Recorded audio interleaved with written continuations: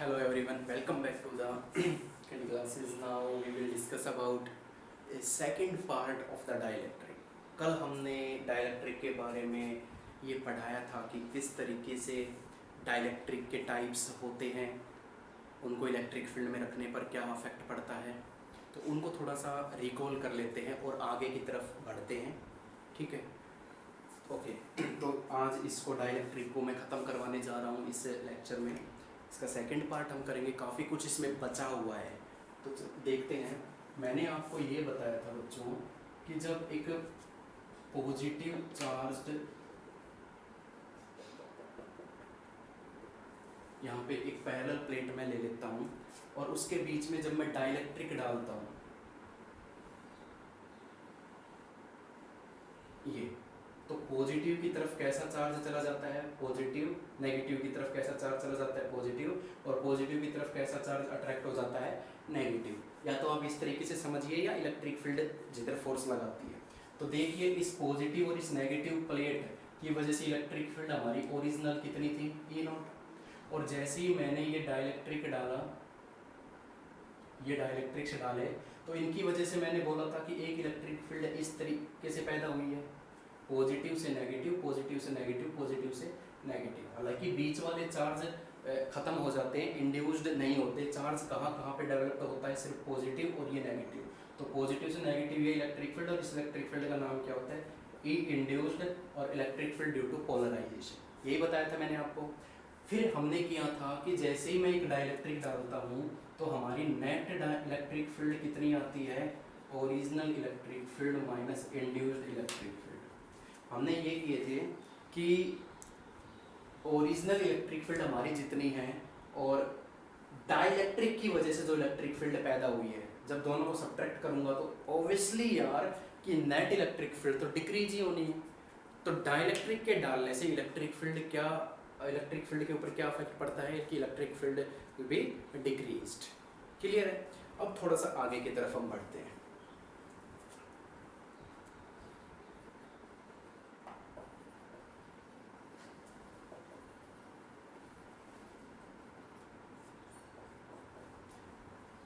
बहुत ही simple concept करवा रहा हूँ कि जितनी ज़्यादा हम यहाँ पे चार्ज प्रोवाइड करवाएंगे, ध्यान से सुनना, जितने ज़्यादा उतनी ही ज़्यादा इलेक्ट्रिक फील्ड प्रोवाइड होगी। और जितनी ज़्यादा इलेक्ट्रिक फील्ड लगेगी, जितनी ज़्यादा इलेक्ट्रिक फील्ड, अगर मैं इसको इंक्रीज करता जाऊं तो ये ज़्यादा से ज़्यादा फोर्स लगाएगी। इलेक्ट्रिक फील्ड अगर इंक्रीज करूंगा तो फोर्स क्या होगी, इंक्रीज होगा। फोर्स अगर इंक्रीज होगा तो उसमें जब मैं डाइलेक्ट्रिक्स को रखूंगा तो ज़्यादा से ज़्यादा मॉलिक्यूल्स को वो एक पर्टिकुलर डायरेक्शन में लेके आएगी, ज़्यादा से ज़्यादा मॉलिक्यूल्स को वो अपनी डायरेक्शन में अलाइन करवाएगी। समझ रहे हो ना? पॉजिटिव उधर चला जाएगा इलेक्ट्रिक फील्ड की डायरेक्शन में, नेगेटिव अपोजिट में, तो डायपोल बन जाएगा। तो ज़्यादा से ज़्यादा इलेक्ट्रिक मॉलिक्यूल्स जब ओरिएंट करेंगे उसकी डायरेक्शन में, अलाइन करेंगे, तो ज़्यादा से ज़्यादा डायपोल प्रोड्यूस होगा, ज़्यादा से ज़्यादा डायपोल डेवलप होगा यहाँ पे दोनों प्लेट्स के बीच में।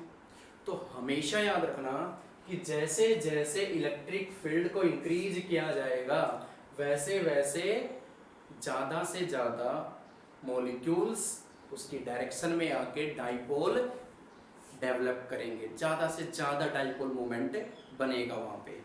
तो इस बात से आप आई थिंक पूरी तरह से सहमत होंगे जो मैंने अभी अभी बोला है कि डायपोल जो होता है, जितनी ज़्यादा इलेक्ट्रिक फील्ड प्रोड्यूस होगी उतनी ज़्यादा फोर्स, उतना ही ज़्यादा वो एक दूसरे की तरफ अलाइन होके पॉजिटिव और नेगेटिव दूर दूर जाके डायपोल मोमेंट बनाएंगे। ज़्यादा से ज़्यादा मॉलिक्यूल, जितने ज़्यादा मॉलिक्यूल इसकी तरफ मुड़ेंगे उतने ज़्यादा डायपोल मोमेंट बनता चला जाएगा। तो इलेक्ट्रिक फील्ड अगर ज़्यादा हुई तो डायपोल मोमेंट भी ज़्यादा होगा। Remove the proportional sign and apply a constant and that is known as the electric susceptibility.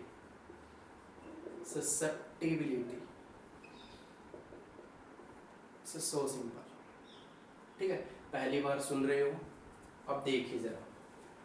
If E is equal to 1 अगर मैं इलेक्ट्रिक फील्ड को 1 वोल्ट पर मीटर कर देता हूँ, सॉरी न्यूटन पर, क्योंकि इलेक्ट्रिक फील्ड जो हमने पढ़ा था कि इलेक्ट्रिक फील्ड क्या करती है, फोर्स लगाती है चार्ज के ऊपर, तो यहाँ से इसकी यूनिट क्या बन के आती है इलेक्ट्रिक फील्ड की, न्यूटन पर कूलम। अब देखिए जरा, जब इलेक्ट्रिक फील्ड को मैंने यूनिट मान लिया है तो P किसके बराबर आ जाएगा, ससेप्टिबिलिटी के बराबर।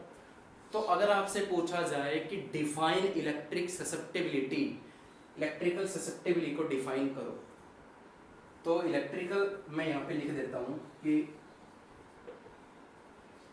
Electrical susceptibility is measured by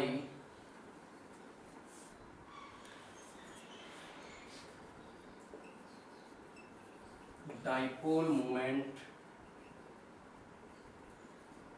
developed in it when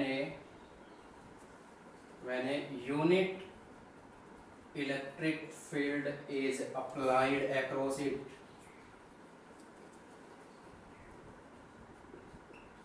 देखिए इलेक्ट्रिकल ससेप्टिबिलिटी कैसे मेजर की जाएगी कि कितना डाइपोल मोमेंट डेवलप हो रहा है 1 न्यूटन पर कूलम इलेक्ट्रिक फील्ड अप्लाई करने पे। अगर मैं 1 न्यूटन पर कूलम इलेक्ट्रिक फील्ड अप्लाई करूं इन दोनों प्लेट्स के अक्रॉस, तो कितना डाइपोल मोमेंट बनता है। बोला ना कि इलेक्ट्रिक फील्ड लगाते ही फोर्स लगेगा, फोर्स क्या करेगा, उनकी एक पर्टिकुलर डायरेक्शन में लेके आएगा, डाइपोल मोमेंट बनेगा। ठीक है, तो इलेक्ट्रिक फील्ड अगर मैं 1 न्यूटन पर कूलम इलेक्ट्रिक फील्ड अप्लाई करूं तो कितना डाइपोल मोमेंट उसके अंदर डेवलप होगा, that is the electrical susceptibility. Clear है? नाउ आई थिंक ये पोर्शन बहुत ही सिंपल सा है। ठीक है, वेरी शॉर्ट क्वेश्चंस बन सकते हैं इसमें से कि डाइपोल मोमेंट किस तरीके से इलेक्ट्रिक फील्ड के साथ रिलेशन में आता है। नेक्स्ट आता है हमारा डाइलेक्ट्रिक कांस्टेंट, तो उसको समझिए।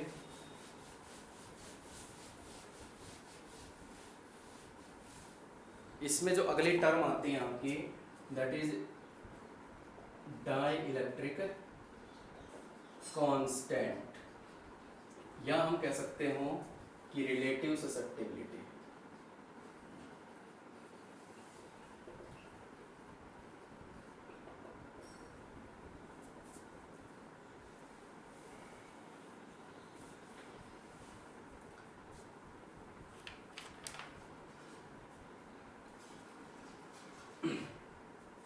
किस तरीके से देखेंगे कि डाइलेक्ट्रिक कांस्टेंट ज़्यादा कुछ नहीं होता, ये रेशियो होती है कि ratio of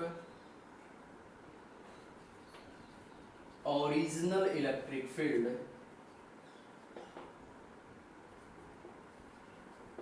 to the reduced electric field, to the reduced electric field. जो इलेक्ट्रिक फील्ड रिड्यूस हुई है, रिड्यूस का मतलब जो नेट इलेक्ट्रिक फील्ड हमारी आई है। तो किस तरीके से इसका फॉर्मूला बनेगा, देखिए जरा कि ओरिजिनल इलेक्ट्रिक फील्ड ये रही to the reduced electric field. तो रिड्यूस तो बच्चों ये हुई थी हमारी ये, और इसी को बोला जाता है dielectric constant represented by capital के। इसको मैं इस तरीके से भी लिख सकता हूं, ये जो नेट आई थी हमारी ई के बराबर आई थी, ई नेट। ठीक है, ओके, तो के का रिजल्ट क्या आया, ई नॉट अपॉन ई। और कह सकते हो यहां से अगर मैं रिड्यूस्ड इलेक्ट्रिक फील्ड या नेट इलेक्ट्रिक फील्ड निकालूं तो कितना आ जाएगा, ये बहुत ही इंपॉर्टेंट रिजल्ट है, आगे बड़ा काम आएगा ये। यहाँ से देखिए साफ तौर पे नजर आ रहा है कि हमारी जो रिड्यूस्ड इलेक्ट्रिक फील्ड आई है ना, डाइलेक्ट्रिक के रखने के बाद जो इलेक्ट्रिक फील्ड कम हुई है वो कितनी होगी, original electric field divided by के, यानी के टाइम्स कम होगी। किसी भी मटेरियल का डाइलेक्ट्रिक कांस्टेंट के होता है। ठीक है, तो नई वाली जो यानी कह सकते हो कि नेट इलेक्ट्रिक फील्ड जो आएगी डाइलेक्ट्रिक के रखने के बाद, दो प्लेट के बीच में जब हमने डाइलेक्ट्रिक रखा, तो जो नई इलेक्ट्रिक फील्ड हमारी आएगी वो कितनी आएगी, ओरिजिनल इलेक्ट्रिक फील्ड के k टाइम्स कम, डिक्रीज हो जाएगी। तो यहाँ से भी प्रूव हो चुका है, ठीक है। तो ये एक सिंपल सी डेफिनेशन थी डाइलेक्ट्रिक कांस्टेंट की, ratio of the original electric field to the reduced electric field के से रिप्रेजेंट किया जाता है, दैट्स ऑल, सिंपल, क्लियर। ये आपकी नेक्स्ट डेफिनेशन थी। अब आपको करवाया जाता है इसमें, कहाँ जाएगा भैया, इस लेक्चर में आपका जो नेक्स्ट टर्म आती है, हालांकि मैं थोड़ा सा बता देता हूँ यहाँ पे, ठीक है। वैसे तो इसका लॉन्ग आंसर में एक पूरा डेरिवेशन आने वाला है आपका, आई थिंक वो मैं बहुत जल्द ले आऊँगा, नेक्स्ट वीडियो में ही आ जाएगा वो हमारा, क्योंकि बहुत जल्दी ये चैप्टर ख़त्म होने वाला है आपका, कि किस तरीके से कैपेसिटेंस के ऊपर असर पड़ेगा जब उस कोई भी डाइलेक्ट्रिक हम पैरेलल प्लेट के बीच में रखते हैं, ठीक है। अगर वो वहाँ पे तो मैं डीपली समझाऊंगा ही आपको, थोड़ा सा यहाँ देख लीजिए अगर देखना चाहते हो तो, कि जैसे ये दो प्लेट होती है बच्चों, ठीक है, तो कैपेसिटेंस कितना होता है इसका आपको मालूम है कि कैपेसिटेंस का फॉर्मूला क्या होता है। मान लीजिए इन दोनों के बीच में पोटेंशियल क्या है, ये C is equal to Q. अब जरा ये बताइए कि चार्ज डेंसिटी का फॉर्मूला क्या होता है, दैट इज सिग्मा ए, और V का फॉर्मूला क्या होता है, AB। ये मैं करवा चुका हूँ पहले, ठीक है, कि पोटेंशियल जब भी इलेक्ट्रिक फील्ड यहाँ पे क्रिएट होगी तो पोटेंशियल को तोड़ा जाएगा इलेक्ट्रिक फील्ड की फॉर्म में A into D, electric field into distance. ये रिजल्ट मैं करवा चुका हूँ, relation between electric potential and electric field, ठीक है। और ये चार्ज डेंसिटी जब हमने कंटिन्यूस चार्ज डिस्ट्रीब्यूशन पढ़े थे तो उसमें surface charge density Q is equal to sigma A आया था हमारा। ये है आपका जैसे फर्स्ट इक्वेशन है। अब हमने क्या किया कि इसके अंदर हमने डाइलेक्ट्रिक डाल दिया, मान लीजिए डाइलेक्ट्रिक मैंने डाल दिया। डाइलेक्ट्रिक डालने से क्या होगा कि जो कैपेसिटेंस है वो मैंने क्या मान लिया, C डैश मान लिया, तो इनके ऊपर क्या अफेक्ट पड़ेगा। देखिए बच्चों अभी अभी हमने डाइलेक्ट्रिक कांस्टेंट पढ़ा है जिसमें ये वैल्यू आई थी, सॉरी डाइलेक्ट्रिक कांस्टेंट से मैंने रिजल्ट निकाला था, वो हम यहाँ पे अप्लाई करेंगे। लेकिन अप्लाई तभी करेंगे ये रिजल्ट जब डाइलेक्ट्रिक हमने रखा होगा। जब भी हम डाइलेक्ट्रिक डालेंगे तो सिग्मा ए अपॉन ई की टर्म किस में आ जाएगी, ई नॉट अपॉन के, यानी इलेक्ट्रिक फील्ड कितनी कम हो जाएगी, के टाइम्स, के ऊपर चला जाएगा इंटू डी। तो ये क्या बन जाएगा, ध्यान से देखिए, सिग्मा ए इंटू के upon electric field between two parallel plate, कितनी कर चुके हैं आप, electric field between two parallel plate कितनी होती है। तो ये आपका कुछ इस तरीके से आता है कि पैरेलल प्लेट की इलेक्ट्रिक फील्ड का फॉर्मूला हम पिछले प्रीवियस लेक्चर्स में रिकॉल करके देखना बच्चों। मैंने ये रिजल्ट निकाला था कि दो प्लेट के बीच में इलेक्ट्रिक फील्ड ये होती है। आप इस इलेक्ट्रिक फील्ड की जगह रखिए सिग्मा अपॉन एफ साइलन नॉट ऊपर चला जाएगा और इंटू डी चल रहा है, सिग्मा से सिग्मा कैंसिल। अब ये देखिए F साइलन not a by D, ये टर्म देखिए F साइलन not a by D, that is the capacitance of a parallel plate capacitance into के। बहुत ही इंटरेस्टिंग रिजल्ट, बहुत हर जगह काम आने वाला है ये रिजल्ट न्यूमेरिकल्स में, और डेरिवेशन आगे जो जितने भी हम करेंगे उसमें बहुत ही यूज होगा ये, कि अगर मैंने डाइलेक्ट्रिक डाला तो कैपेसिटेंस के ऊपर क्या असर पड़ा। कैपेसिटेंस नया वाला कितना हो जाएगा, पुराना वाला कैपेसिटेंस के टाइम्स इंक्रीज हो जाएगा, यानी डाइलेक्ट्रिक डालने से उसकी कैपेसिटी बढ़ जाएगी, उसका कैपेसिटेंस इंक्रीज हो जाएगा कितना, के टाइम्स। तो अभी अभी जो आज के वीडियोस में हमने देखा कि बच्चों जो इलेक्ट्रिक फील्ड होती है ना वो तो के टाइम्स कम हो जाती है, लेकिन जो कैपेसिटेंस होता है ना वो के टाइम्स बढ़ जाता है। तो डाइलेक्ट्रिक्स के ये बड़े इंपॉर्टेंट अफेक्ट्स हैं जो कि वो कैपेसिटेंस के ऊपर डालता है और इलेक्ट्रिक फील्ड के ऊपर डालता है। अगर ये बहुत ही शॉर्ट में है, इसका पूरा डेरिवेशन आने वाला है आपका आगे, तो मैं उसमें ये पूरा डिटेल में करवाऊंगा, उसमें भी ये रिजल्ट आता है। तो लॉन्ग आंसर में आता है, लॉन्ग आंसर के व्यू से देखेंगे तो ये बहुत ही छोटा है, मैं आपको डिटेल में और करवाऊंगा। तो यहाँ पे तो जस्ट मैंने यही बताया है कि डाइलेक्ट्रिक के डालने से कैपेसिटेंस पर क्या असर पड़ेगा, ठीक है। तो इसकी कोई टेंशन लेने वाली बात नहीं है, अगर क्लियर नहीं भी हो रहा है तो उस वीडियो में हम डिटेल में इसकी स्टडी कर लेंगे। वैसे इसमें क्लियर होने वाला कोई ऐसी इश्यू नहीं है क्योंकि हर एक चीज़ हम कर चुके हैं। पैरेलल प्लेट रखी तो आपको पता है कैपेसिटेंस ये होता है Q चार्ज डेंसिटी और V ये हमने रिलेशन पढ़ा हुआ है, ठीक है।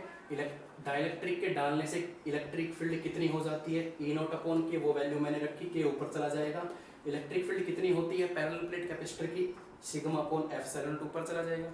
सब कुछ कैंसिल हुआ तो बचा क्या result, that is capacitance is increased by the k times when a dielectric slabs या dielectric material is placed between the two parallel plate capacitor, got it। चलिए अब अगला जो इसमें स्टेप आता है उस तरफ हम बढ़ते हैं। नेक्स्ट टर्म आती है इसमें आपकी कि मैं एक टेबल आपको बना के दे रहा हूँ, आपको नोट्स में भी मिल जाएंगी ये, तो राइट डाउन करने की जरूरत है नहीं। और किस तरीके से है ये कि यहाँ पे हमने कुछ एक मटेरियल्स क्लासिफाइड किए हैं और यहाँ इनका डाइलेक्ट्रिक कांस्टेंट मैंने लिया है और यहाँ डाइलेक्ट्रिक स्ट्रेंथ, ठीक है, किलो वोल्ट पर मीटर,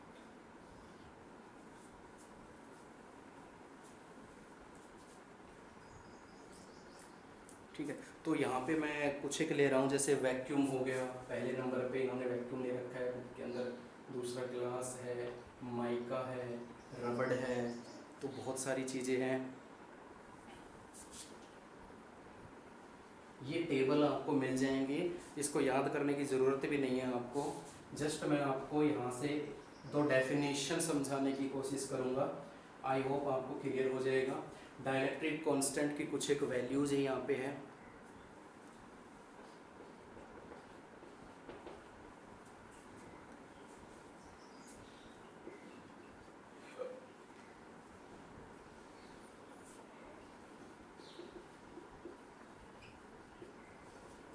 और डाइलेक्ट्रिक स्ट्रेंथ भी दे रखी है।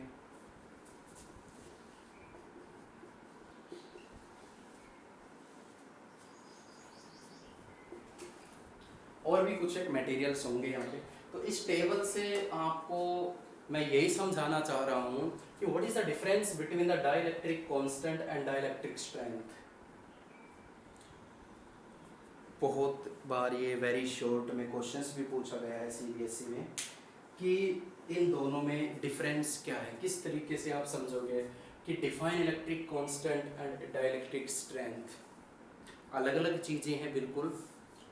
तो देखिए डाइलेक्ट्रिक स्ट्रेंथ क्या होता है, मैंने आपको फर्स्ट वीडियो में ये करवाया था कि हर एक कंडक्टर की एक लिमिट होती है चार्ज देने की।